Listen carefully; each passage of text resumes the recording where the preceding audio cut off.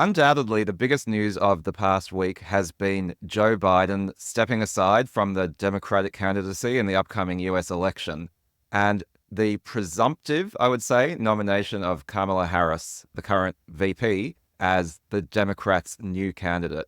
We're not going to go into all the ins and outs of the politics of this, but what we wanted to do is learn a little bit more about Kamala Harris as relates to tech and discuss what a potential President Harris might mean for startups and tech more broadly. So we've actually got this fantastic summary article from Axios that has actually looked into her record and talked about a few of her positions on some of the most important things that matter to tech. So I'm just going to go through a few of those and then we can react to some of those. The first thing is antitrust. So we've talked previously on this show quite a lot about the fact that the current FTC chair, Lina Khan, has been going quite aggressively against M&A and so on in tech. And that's actually had a bit of a chilling effect on the whole ecosystem because it's largely cut off one of the paths to exit. Now, according to this article, Kamala is a little bit more friendly. She's a little bit less forceful on antitrust. What it says is, though she's moved a bit to the left over the years, she hasn't historically pushed for a wholesale breakup of tech companies. So that's the first one. The next is AI. So Harris is in fact already in charge of leading the current administration's approach to AI. So I think what we could see there is a continuation, at least at the federal level, of what the US is doing in terms of AI regulation, which is definitely not hands-off, right? I think it's unclear exactly what that will look like, but there's definitely going to be serious attempts at regulating AI. On Section 230, she has never explicitly called for the repeal of Section 230. So Section 230, for folks who aren't aware, is basically the safe harbor provision that stops social media sites from being responsible for the content on their site, legally responsible. And then the last two that are mentioned in this article is taxes. So similar tax policy to Biden, she's sort of a fairly standard Democrat when it comes to taxes, so higher taxing than a Republican would be. And the final is immigration. So immigration has been a hot topic. Illegal immigration has been sort of the political hot topic, but in Silicon Valley, it's actually about skilled immigration and how can the US get all of the best tech talent it needs to fuel Silicon Valley and beyond. And so Kamala Harris is a child of immigrants herself and has definitely had a fairly strong pro-immigration stance. So one would expect overall that under a President Harris, we would have a fairly welcoming immigration stance for skilled immigration into Silicon Valley. Without going into which side or whatever you're on, one, no one really knows where Harris will land on policy. There was a political article specifically about people are trying to guesswork a little bit. It's actually politically to her advantage because you can just project whatever policies you want onto her. I think, but for tech overall, the thing that actually matters is that she comes from San Francisco. That's where she made her name, as a San Francisco prosecutor. And so there are lots of people who have close relationships with her from that time. And you've seen some of those people come out with endorsements. Ron Conway is a good example. He made his endorsement yesterday. For those who don't know Ron Conway, he is SB Angel, one of the greatest angel investors of all time. And so, regardless of politics, the fact that she has more personal relationships with people across Silicon Valley and in tech would generally be a good thing. Now, this is also true of Trump's vice presidential candidate because he also worked in tech. So, honestly, I would say overall, it's closer to a best case scenario for the tech industry, no matter who wins, just because there's someone in the office that understands tech and has those relationships.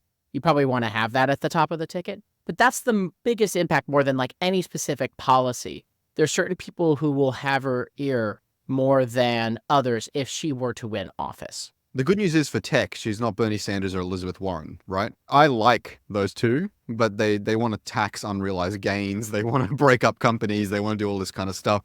And so, they're very hands-on in Silicon Valley. I might like their politics in terms of their social programs and the way they think about the broader country, but for tech, I think it's less clear that they're good things. So you like their socialism for thee, but not for me? Is that what you're saying? Oh, here we go. I like their rebalancing towards a social cohesion and a social contract between the government and the citizens, Emil.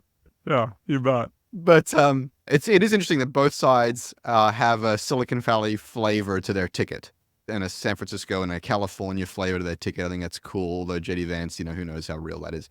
I think it's also interesting. She's kind of just now stepping into the light for me, which I think is a massive mistake for the Democrats and for Biden. They should have been putting her front and center for. You and I disagree strongly on that one, Chris. All right. Too much light is bad sometimes. It takes more time for people to be like, I like or don't like.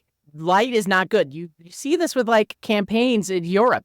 You're just straight up wrong on this one. All right, let's debate that next. I like that. I want to debate that. And then, the bottom line is essentially a bit more of the same. The M&A thing is really important. You mentioned it, Yaniv, from the Post. I think it's counterintuitive when you think about breaking up the big companies. You think of like capitalism and more space for startups to play and more innovation and more consumer choice.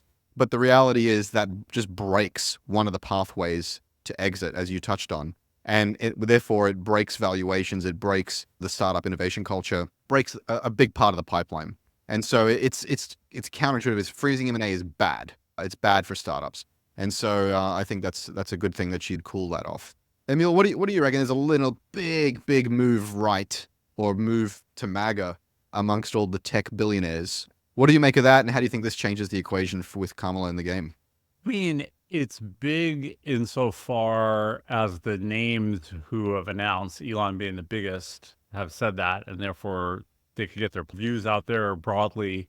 But, you still have Reid Hoffman, Reed Hastings, Sheryl Sandberg, Ron Conway, a bunch, Ron yeah. Conway. So I think it's a little more out in the open now, but the real change, I think, is the money train. The money train is following those billionaires into the campaign, where I don't think that was the case in 20. It was definitely not the case in 2016 and not the case in 20. But in 24, you have hundreds of millions of dollars, which in a campaign in 4 months, a lot of money. If Elon really does this 45 million a month for 4 months, that money gets used to persuade swing state voters. So that's I think, the real big impact. And it sort of makes it okay to be whatever political stripe you are at startups, which hasn't been the case for a long time. It's definite. That's absolutely true. And I generally believe we are better off with our ability to publicly go back and forth in a respectful way about different ideas. There are lots of different opinions about how to take the country, and it's going to be extremely rare. You're never going to agree with someone 100% on anything. But one side or the other feeling like they can or cannot talk doesn't lead to more understanding. And a lot of times the answer has to be compromised because we are a country with opinions on different sides of a spectrum. And I know I'm just like sounding in the middle, but I do firmly go and believe that. And I do think we're going to see a debate of ideas. And I think that will be a really good thing. I did find it interesting, and I know we don't want to go too far down this road, but I do find it interesting that when the money dried up for Biden, guess what? The candidates switched. And this just goes to speak to, the reality that U.S. politics is captured by money and corrupted by money. And it's a kind of a glorified oligarchy, I believe. And so the money dried up, Biden's out. And that level of control by money is worth noting and worth talking about. It's very, very important. Hey, man, I can do cynical too, but I actually think that's one step too cynical. The money dried up because people felt that Biden was no longer a viable candidate because he seems to be dealing with people being billionaires. Well, everybody, including billionaires, right? Everybody, yes, but everybody voted. Everybody voted. And then when the billionaires had their veto vote, that's when he quit. You and I disagree on this one as well. Okay, we want to have the debates, the spicy debates. I think there's a future time for the in-depth on that debate, because I want to talk about CrowdStrike and all the stuff that's happened, because it's just so many interesting things happening beyond politics. I will leave it at, finance reform is for sure an issue. It's much more complicated than it was like a group of billionaires saying you can't. Like, it was a large series of things started by one horrendous performance. And like, there's a million things, like if he had done the debates after the nomination, all sorts of things. But we live in this timeline, and there was a series of cascading things. It was no one thing. It's never just one thing. But it's a factor for sure. Now I think we're going to see something entirely different, which, again, I think is a good thing. And I think overall good for tech, just from the perspective of you have someone on the ticket on both sides with friendships and relationships and deeper understanding of Silicon Valley, of startups, of the importance of innovation and of funding that innovation.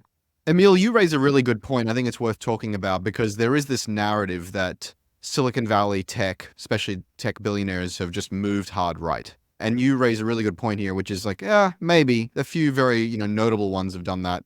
But actually, there's far more still on the left, and maybe the dynamic changes again with Kamala. Where do you think the actual center of gravity is now, and how do you think Kamala changes that equation? Even with some that have come out for Trump, do you think they reconsider now? I don't think anyone reconsiders unless there's, again, another black swan event, which is entirely possible, just unpredictable. Like, I think the people who came out for Trump, Elon, Sachs, Palmer Luckey, who's been a Trump guy for a while, I don't think they're going to retract this in any scenario. In fact, they may go, holy cow, because if you saw Elon's interview with Peterson the other day, I feel like it's somebody who's got a more social reason for moving to the right. He talked about his kid and those things. And I don't think Elon cares that much about like tax policy per se. He probably cares about dumb economic policy or bad trade policy. But I think Trump is probably against Elon's interests, given his views on electric cars and Tesla and so on. So I don't think you're going to switch back. But the door is now open. Palmer Luckey was fired for supporting Trump in the 2016 election from Facebook. Fired. Yes. That I don't think you'll see happen anymore. No. And I think that's a good thing. Agreed.